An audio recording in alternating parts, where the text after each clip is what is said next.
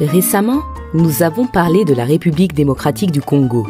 Faisons un petit voyage vers la nation d'à côté, la République du Congo, ou aussi connue sous le nom de Congo-Brazzaville.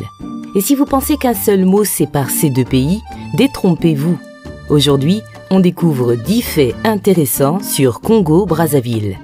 Et pour bien commencer cette vidéo, pensez à mettre un j'aime et à vous abonner à notre chaîne.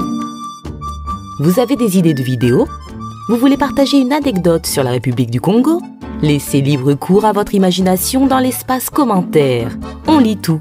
Maintenant que tout ça est dit, allons-y. La différence entre Congo-Brazzaville et RDC. Certains d'entre vous se demandent sûrement, quelle est la différence entre Congo-Brazzaville et la République démocratique du Congo? La réponse est en fait assez simple. Tout d'abord, le nom Congo vient du Bas-Congo, un peuple présent dans les deux pays. C'est donc pour ça que ces deux pays ont un nom similaire. Ensuite, il faut savoir que la différence entre la RDC et Congo-Brazzaville, c'est qu'ils ont été colonisés par deux nations différentes. On en parlait dans notre vidéo sur la République démocratique du Congo. Ce pays s'est retrouvé colonisé par les Belges, là où Congo-Brazzaville a été colonisé par les Français. Une autre différence entre les deux pays est la monnaie. À Brazzaville, la monnaie est le CFA d'Afrique centrale. En République démocratique du Congo, la monnaie la plus utilisée est le dollar américain, puis le franc congolais. Enfin, une dernière différence est notable au niveau de la langue. Si les deux pays ont pour langue officielle le français, toutes les autres langues et dialectes locaux sont foncièrement différents. Le peuple Bas-Congo. On le disait juste avant, les territoires du Congo doivent leur nom au peuple bantou, nommé les Bas-Congo, ou aussi appelé Congo. Cette population est très ancienne et des preuves en témoignent. Et oui, des fouilles archéologiques ont montré le long du fleuve Congo que le peuple date en fait de plusieurs milliers d'années. Par ailleurs, d'autres fouilles archéologiques ont trouvé à Tshisanga, au Congo-Brazzaville, une forme de civilisation datant d'environ 600 avant Jésus-Christ. On peut supposer que cette société était celle des Bas-Congo, qui avaient développé des méthodes d'agriculture et se servaient des ressources de la région. Plus tard, c'est ce même peuple qui crée une monarchie absolue au XIVe siècle. Le pays était en essor et faisait même des échanges commerciaux à l'étranger avant que la période coloniale ne s'installe. Le peuple Bas-Congo est encore très présent au Congo-Brazzaville ainsi qu'en République démocratique du Congo, mais de nombreuses autres ethnies s'y trouvent. Les langues. Au Congo-Brazzaville, la langue officielle est la langue française. Elle est parlée par plus de la moitié de la population, ce qui est un des taux les plus élevés du continent avec le Gabon. De même, on estime que 90% des plus de 15 ans savent bien s'exprimer à l'écrit, comme quoi la langue officielle est maîtrisée. Mais ce n'est pas du tout la seule langue parlée dans le pays. Les autres sont essentiellement des langues bantoues. Les bantous correspondent à la zone géographique allant du Cameroun aux Comores et du Soudan à l'Afrique du Sud. Cette zone est très vaste et c'est pour ça qu'on compte plus de 400 langues bantoues différentes. Quoi qu'il en soit, au Congo-Brazzaville, les deux langues nationales les plus importantes sont le Kituba et le Lingala. Viennent ensuite les langues Téké et Lari. Il reste encore plus d'une quarantaine d'autres langues dans le pays, mais qui ne sont pas bantoues. Ce sont des langues pygmées. Mais alors, pourquoi le français a-t-il été choisi comme officiel quand on a autant de langues nationales? Selon l'université Laval, ce serait à cause des guerres et des guerres civiles qui ont secoué le pays. La langue française serait devenue une langue refuge pour les différentes factions armées. Par exemple, les personnes qui ne sont pas sûres de leurs compétences préfèrent s'exprimer en français pour des raisons de sécurité. Il s'agit aussi d'une manière de garder son origine pour soi. Avec une langue caractéristique d'une région, il est possible de recevoir des réflexions désobligeantes. En parlant le français, on ne révèle pas son ethnie. Une capitale atypique. Certains d'entre vous l'ignorent peut-être, mais la République du Congo porte son autre nom, Congo-Brazzaville, en référence à sa capitale. Et oui, cette dernière s'appelle Brazzaville et a été fondée le 3 octobre 1880. Elle se trouve au sud du pays et a une histoire toute particulière qui remonte à l'époque de la colonisation. À l'époque, les Français avaient la main mise sur le territoire et souhaitaient créer une concurrence à Léopoldville, commune située sur la rive opposée du côté de la RDC. Le but était de prendre le pouvoir afin d'explorer et d'exploiter les terres le long du fleuve Congo. C'est à la base le petit village de Mfwa qui prend de l'importance au fur et à mesure, si bien qu'il est érigé comme commune de Brazzaville en 1911. D'où vient ce nom, pensez-vous? C'est simple. Brazzaville est tiré du nom d'un explorateur franco-italien, Pierre Savorgnan, de Brazza. C'est dans la capitale qu'a eu lieu la conférence de Brazzaville en 1944. Le but de cette conférence était de redéfinir, après la Seconde Guerre mondiale, les relations entre la France et les colonies africaines. Pour la première fois, on parlait de décolonisation. Voilà un élément historique majeur qui s'est joué à Brazzaville. Le poumon vert de l'Afrique. Pour ce 5e fait, parlons d'une des fiertés écologiques du pays.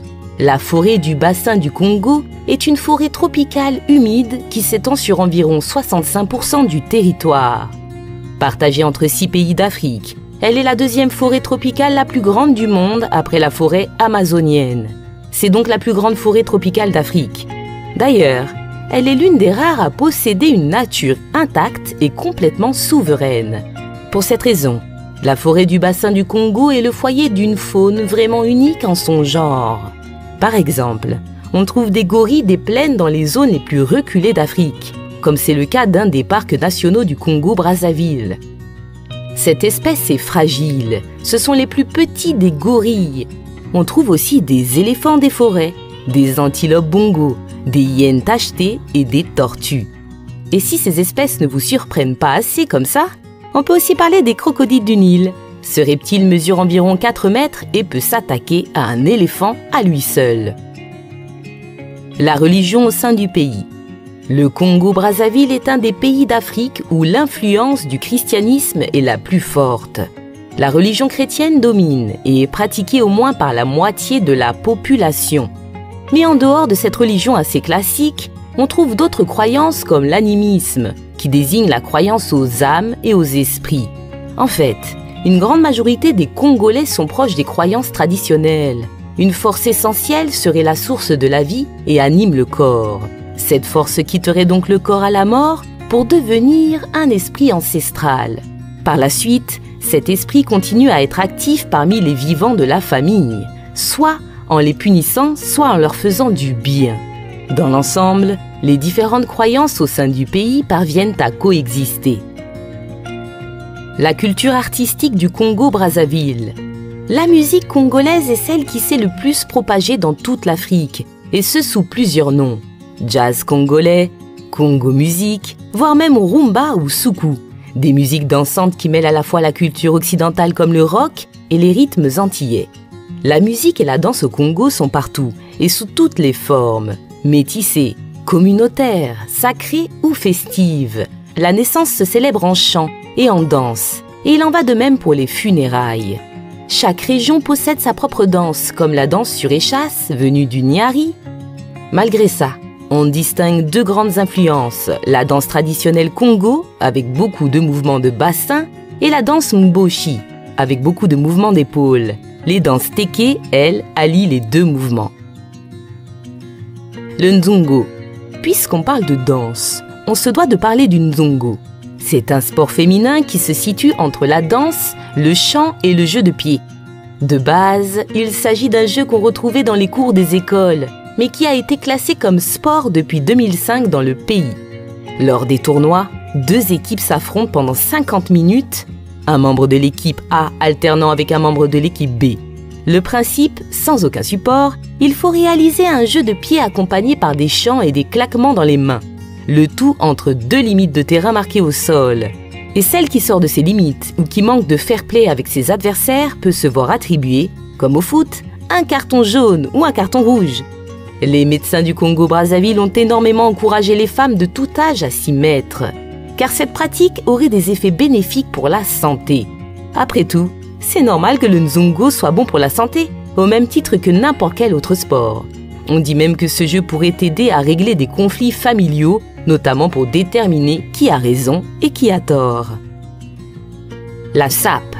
Pour ce 9e fait, parlons d'un autre art, l'art de vivre selon la sape. Vous vous demandez sûrement ce que c'est. Alors voilà tout.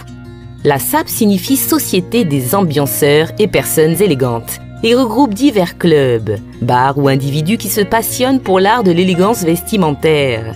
La sape a même ses codes et son jargon. Le sapeur pratique la sapologie. Marier les couleurs, opérer une passe, un échange, entre sapeurs si nécessaire et faire sa descente, c'est-à-dire avoir une démarche en espérant le succès auprès de la foule. Vêtements colorés, pas de danse, excentricité, courbette, le sapeur fait son cinéma, mais avec élégance. Plus que la tenue, certes des plus recherchées, c'est l'allure qui compte et l'effet qu'elle produit sur un public ravi de cette distraction. La cuisine du Congo-Brazzaville. La cuisine congolaise a des ingrédients incontournables et des plats tout à fait caractéristiques. On en parlait dans notre vidéo sur la République démocratique du Congo. Les incontournables au Congo-Brazzaville, c'est le poisson, le manioc et les bananes. Qu'il soit grillé ou en bouillon, le poisson est largement consommé au Congo. Le poisson salé remonterait à l'époque des rois Congo, qui au moment de l'arrivée portugaise reçoivent un poisson salé. La banane plantain et la patate douce sont elles aussi très présentes dans les assiettes congolaises, en frites ou à l'eau. De tous les plats caractéristiques du Congo-Brazzaville, on retrouve le sakasaka, composé de feuilles de manioc, d'huile de palme, de poisson fumé et de beurre d'arachide. Un autre emblème de la culture culinaire congolaise est le liboké. Il s'agit de feuilles sauvages dans lesquelles sont cuits le poulet, le poisson, mais aussi les légumes. Ces feuilles sauvages remplacent en fait les marmites. Plus économique et plus pratique, ce système de cuisson a vu le jour le long du fleuve Congo et dans la vallée du Nyari. Alors, quel fait vous a le plus marqué? Avez-vous envie de visiter la République du Congo? On attend vos retours en commentaire. Si cette vidéo vous a plu, mettez un pouce bleu et abonnez-vous à notre chaîne bien sûr. Et si vous voulez être au courant dès qu'une nouvelle vidéo sort, activez la cloche. Allez, sur ce, on espère vous revoir très vite dans une prochaine vidéo.